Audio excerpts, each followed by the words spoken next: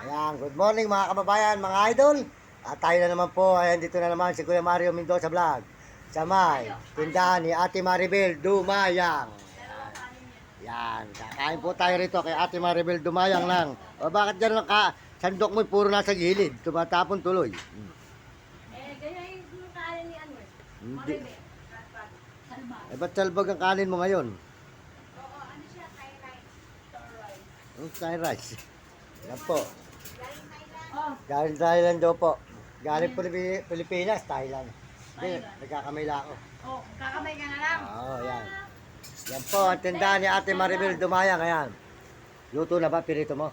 Di pa. Pagkalutin pa lang. Ha?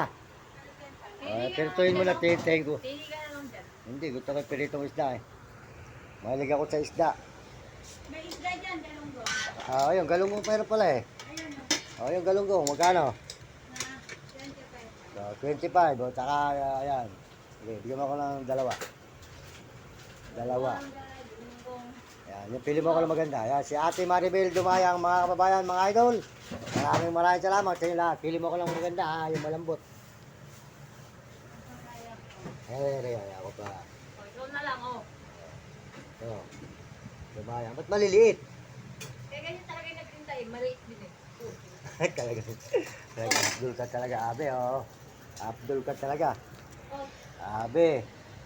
Abdul ka. pag nagtitinda, maliit. Maliit din yung nagbibigay ng isda sa'yo. Okay. Diba? Okay. Kasi binigyan ko ng isda. At toyo. Tuyo, oh. Sinitin. Saka sili. Sini ka ba, Ten? Saan? Galunggong ni Ate Maribel Dumayang. Maliit po, mga kababayan.